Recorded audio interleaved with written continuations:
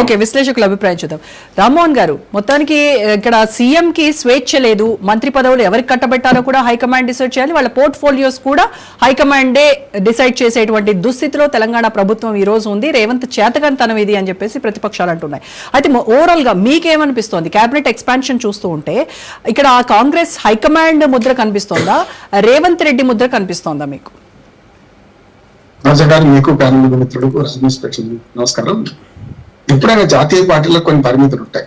ఇప్పుడు ప్రాంతీయ పార్టీలకేమో ప్రాంతీయ పార్టీలన్నీ కూడా ప్రైవేట్ ఆస్తులుగా మారిపోయినాయి కనుక ముఖ్యమంత్రి గారు లేకుంటే పార్టీ అధిష్టానం ఏదైతే నాయకులు ఉంటారో వారు చెప్పిన నడుస్తుంటది. పెద్దగా దాని చర్చలు ఉండవు. ఎవరికి మంత్రి పదవి ఇవ్వాలి ఇవ్వద్దు అనేది అసంతృప్తి ఉన్నా కూడా బయటపడరు.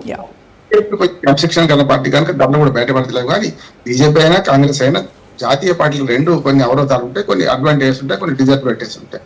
ఇక్కడ ఏమైందంటే మనకు దిలీపాచార్య గారి చేతితో పూర్తిగా ఏకీభవించను కానీ నేనేమంటున్నానంటే వాళ్ళకు కూడా పరిమితులు ఉన్నాయి. రేఖా గుప్తాను సెలెక్ట్ చేయడానికి 3 రోజులు 4 రోజులు పట్టింది కదా. అధిష్టానం లేకుండా కేంద్ర ప్రభుత్వం కేంద్ర పార్టీ ఆదేశాలు లేకుండా జరగదు. జాతీయ పార్టీలు రెండింటికుంటా. ఇక్కడ మంత్రివర్గం విషయానికి వస్తే రోజా గారు, నేను సామాజిక సమతుల్యత సాధించిన నేను అంటున్నాను.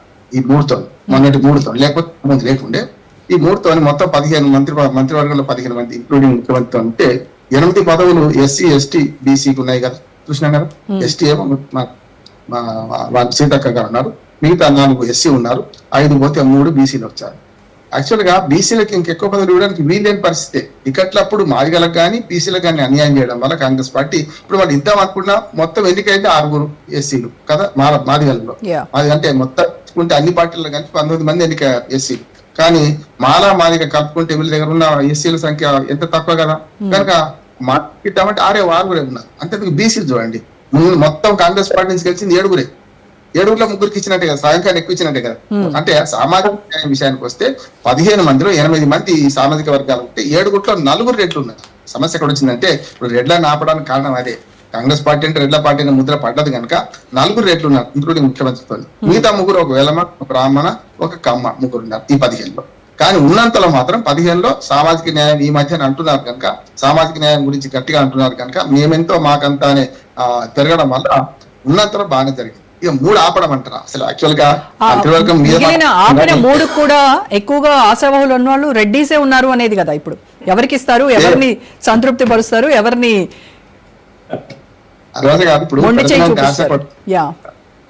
తెలుగులో సామెత ఉంటుంది, పెడతానంటే ఆశ కొడతానంటే భయం అని. ఇప్పుడు ఆ 3 ఆపకపోతే తిరగబడతారు ఎక్కువ మంది. అందుకని 3 ఆపే ఇప్పుడు అందరికీ ఆశ చూపించడం అంటే ఈ 3 పదవులు ఆశ చూపించేసారు కనుక కొంత సామాజిక న్యాయ విషయాలకు వస్తే ఇప్పుడు రామచంద్ర నాయక్ కూడా డిప్యూటీ స్పీకర్ ఇవ్వడంతో కూడా కొంతవరకు ఇప్పుడు అన్ని పనులు ఎవరు చేయలేరు కదా. అందుకనే జాతీయ పార్టీలకు ఉన్న వాటికి పరిమితులు తప్పనిసరి ఉంటాయి అంటున్నాను. ఇప్పుడు కేసీఆర్ గారు అనుకుంటే టీఆర్ఎస్ లో ఎవరైనా మంత్రి పెట్టచ్చు, ఎవరైనా తీసేయచ్చు. ఒకే ఒక మంత్రితో నడిపించింది కదా కేసీఆర్ గారు. అయితే ఇద్దరే, ఆయన మహమూద్ అలీ కదా, కొడుకును కానీ అల్లుడు కానీ ఎవరిని పెట్టలేదు కదా. నేను ఏమంటున్నాను, 1,000 అడుచు పెడితే 4 ఏళ్ళు ఇంటి తిప్పుంటాయి కదా. కనుక అది సమస్య లేదు. మంత్రివర్గం వాళ్ళ స్వంత వ్యవహారం అయితే కాదు. నేను స్పష్టంగా చెప్తున్నా, శివప్రతాప్ పాటిల్ అన్నట్టు మనకు మంత్రివర్గం వాళ్ళ స్వంత వ్యవహారం కాదు. మంత్రివర్గంలో ఖాళీలు ఉన్నాయి. మంత్రివర్గంలో చాలా శాఖలు ముఖ్యమంత్రి గారి దగ్గర సివిల్ సప్లైస్ అయితే 2 ప్రధానమైన శాఖలు ఉత్తమ్ కుమార్ గారి దగ్గర పెట్టుకున్నారు. కనుక 4-5 ప్రధానమైన శాఖలకు మంత్రులు లేరు. గతంలో హాస్టల్ మరణాలకు కానీ, విద్యార్థుల మరణాలకు కానీ, హోంశాఖ విఫలమైన దాని మీద కానీ ఇవన్నిటి మీద రేవంత్ రెడ్డి గారి మీద పడ్డది. ఇంకొక మాట అడిగారు, అంటే రేవంత్ రెడ్డి గారికి స్వేచ్ఛ ఉందా లేదా, లేకపోతేనే మంచిది అంటున్నారు. స్వేచ్ఛ ఉంటే అత్తర పడేవాడు ముఖ్యమంత్రిగా దిగిపోమనేవారు. ఇప్పుడు ఏమైనా కానీ ఆయన తప్పించుకోవడానికి మంచి అవకాశం అధిష్టానం చేసి నేనేం చేయాలి భయ అంటాడు, అంతే కదా. కనుక అది మంచి అవకాశం అంటున్నాడు. ఇప్పుడే కాదు, మీరు ఎమ్మెల్సీ అభ్యర్థుల ఎంపిక కూడా రోజా గారు జరిగింది అదే కదా. ఎమ్మెల్సీ అభ్యర్థుల ఎంపికలో నిజంగా రేవంత్ రెడ్డి గారికి ఆ శక్తి అంటే నేను అంటున్నా, ఆ శక్తే ఉంటే అధిష్టాన వర్గం కాదని వేం నరేంద్ర రెడ్డి గారు ఇప్పించుకునే వాళ్ళు కదా ఆయన. కానీ లేదు, అప్పటి నుంచే మనకు అనూహ్యమైన పేర్లు వచ్చినాయి. ఇప్పుడు కూడా ఈ అనూహ్యమైన పేర్లే అంటున్నాం. గవ్వంపల్లి సత్యనారాయణ గారు అనుకుని తెల్లారి నుంచి రాత్రి మారిపోయింది. కారణం ఏంటంటే 6 మాదిగలలో 1 తీసుకోవాలని వచ్చేసింది. అట్లానే వరకం చెప్పాలంటే మిగతా 2 కూడా వాకిటి శ్రీహరి గారు కూడా ముదిరాజులకు ఇస్తారు. ఎందుకు ముదిరాజులకు ఎక్కువగా అంటే ఫోకస్ చేశారు రేవంత్ రెడ్డి అని అనిపిస్తోందనే వాదన వినపడుతోంది. ఇప్పుడు సమస్య ఏంటంటే ఇవ్వాల్సింది తప్పదు. ఒక్కసారి ఎన్నికైనా ఇవ్వాల్సిందే, మొదటిసారి ఎన్నికైనా. కానీ ఆయన చాలా పదవులు కింది స్థాయిలు చేసిండ్రు. నీలం మధు ముదిరాజు దానిలో విషయంలో మాట్లాడారండి. రేవంత్ రెడ్డి గారు మాట్లాడింది ముదిరాజులకు ఇస్తాననేది. పడంచెరు నుంచి నీలం మధు ముదిరాజుని గెలిపిస్తే ఇస్తానన్నాడు. కానీ గెలిచడానికి ఇచ్చింది, అది వేరు. కానీ 3వది ఏమంటున్నానంటే ఇప్పుడు ఈ 3లో అడ్లూరు లక్ష్మణ్ గారికి రావడానికి కారణం ఏంటంటే ఆయన మొదటి నుంచి పార్టీ కార్యకర్తగా ఉన్నాడు.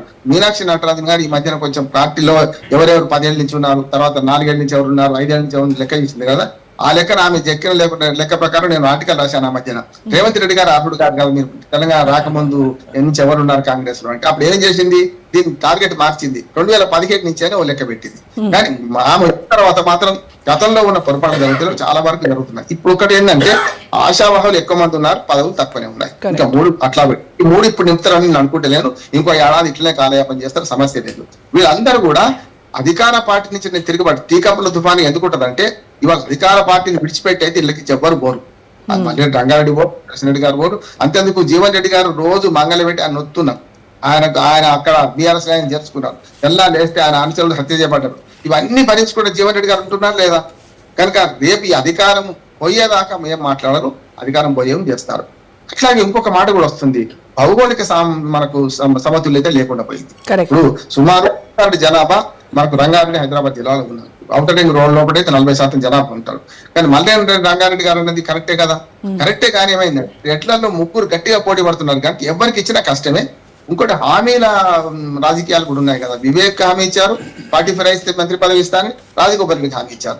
ఇద్దట్లో వివేక్ గారు రాజగోపాల్ రెడ్డి గారి దగ్గరికి పోయే ప్రయత్నం రాయబారం ఎందుకు ఏంటంటే నాకు ఇచ్చిన పై నీకు కూడా ఇస్తారు, కొద్ది రోజులు ఆగు అని చెప్పడానికి పోయిందా నేను అనుకుంటున్నాను. ఇలా సుదర్శన్ రెడ్డి గారు నిజామాబాద్ జిల్లా నుంచి ప్రాతినిధ్యం లేకపోతే ఖచ్చితంగా కష్టమైంది. కానీ రెడ్లు కావడంలో సమస్య వచ్చింది కనుక మళ్ళీ రంగారెడ్డి గారు కూడా మాట అన్నారు, నేను రెడ్డినే కావడం మీకు సమస్య అయితే నా నియోజకవర్గం రాజీనామా చేస్తా, నేను ఇంకో బీసీ అభ్యర్థిని ఇవ్వండి, ఆయన గెలిపిస్తా. ప్రజలు లేడిగా, ప్రజలకు ఎడబోయిందో తెలియదు, గెలిపించి ఆయన మంచి పని అంటే వీళ్ళు సొంత ఆస్తాయి కాదు కదా.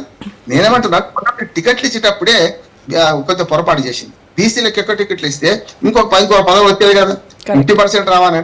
ఆల్మోస్ట్ వాళ్ళు గెలిచిన వాళ్ళు కాంగ్రెస్ పార్టీ నుంచి గెలిచిన బీసీలో 7 గెలిస్తే 3 ఇచ్చారు, సగం ఇచ్చినట్టు 40% దాటినట్టే కదా. అట్లా చూసుకుంటే అందుకని సమతుల్యత అన్నాను. ఒకవేళ బీసీలకు 10 టికెట్ ఇచ్చిన 10 మంది గెలిచిన అనుకోండి, అప్పుడు 5 ఇచ్చేవాళ్ళు కదా. ఏదైనా నేను జిలేబీగా చక్కర్ మంత్రివర్గం చుట్టే తిరుగుతుంది అంటే ఒక్క మాట చెప్పి ముగిస్తాను, మంత్రివర్గం దాటి ఆలోచన చేద్దాం అంటున్నాను. ఇవాళ కాంగ్రెస్ పార్టీ అధికారం మనం 16 months అవుతుంది. నేను ప్రజల్లో తిరుగుతున్న కాంగ్రెస్ పార్టీ నాయకులు కదిలించండి అయ్యా. కింది స్థాయిలో అసైన్మెంట్ కమిటీస్ ఉన్నాయి, దేవాదాయ కమిటీ ఉన్నాయి, మార్కెట్ కమిటీ ఉన్నాయి, ఆహార సలహా సంఘాలు ఉన్నాయి. ఒక్కడని నింపినరా, మాకు ఎన్నడు రావాలి అంటే పల్లెకి మోసే బోయిల్లాగా మేము ఎన్ని రోజులు ఉండాలి. అయినా నాయకులు మాత్రం వీళ్ళ గుడుగుడు కొంచెం ఆడుకుంటుంటే ఫిరాయింపు దానికి మళ్ళీ పదవులు వస్తాయి. ఈ మాట అంటున్నా. ఇప్పుడు ప్రేమ్ సాగర్ కూడా అదే మాట్లాడారు కదా, ప్రేమ్ సాగర్ కూడా అదే మాట్లాడారు. జంప్ జిల్లా నీళ్ళకి పార్టీ పట్టం కడుతోంది, పార్టీ జెండా మోసి పార్టీ ఊపిరిగా తిరిగినటువంటి నాయకులను పక్కన పెట్టింది అని అదే మాట. దానికి సమాధానం ఏం చెప్తారో చూద్దామండి. రైట్, లింగం గారు వివేక్ గురించి చెప్తారు. ప్రేమ్ సాగర్ ఏమంటున్నారంటే వివేక్ గురించి అంటే నాకు బీజేపీలో ఉంటే కేంద్ర మంత్రిని అయ్యేవాడిని, నేను ఇందులో కొంచెం తప్పు చేసిందా అని తిరగబడితే కదా ఆయనకు మంత్రి పదవి ఇచ్చింది. ఇప్పుడు రాజగోపాల్ రెడ్డి తిరగబడతారు, దొరకలేడు. అందుకని ఏదైనా సరే ఇప్పుడైతే బయటపడి పోతారని అనుకుంటలేను. పార్టీ అధికారం పోయినాడు అందరు ముందరకు వస్తారు, లేకుంటే ఎన్నికలకు ముందు చాలా మంది తోకదాడిస్తారు అనుకో. నేను ఒక్క మాట చెప్తాను, కింది స్థాయి కార్యకర్తలకు విలువిస్తే, కింది స్థాయి కార్యకర్తలు నేను చెప్పిన 10,000 పదవులు ఉన్నాయి చేస్తే కార్యకర్తలు అసంతృప్తి పోతుంది. నా సలహా అదొకటి. విధాన మండలి ఇప్పుడు ఎందుకు తీసుకుంటారని అడుగుతున్నా. ఇప్పుడు విధాన మండలి విధాన సభ కలిసే కదా. ఇప్పుడు లింగం యాదవ్ చెప్పినట్టు 15% మంత్రివర్గం ఎట్లా ఫ్రీజ్ అయింది? విధానసభ 119 సీట్లు, విధాన మండలి 40 సీట్లు, మొత్తం 150 సీట్లల్లో కదా ఇవ్వాల్సింది. మరి అక్కడ ఎందుకు లేరు? ఇవాళ ముస్లిం మంత్రివర్గం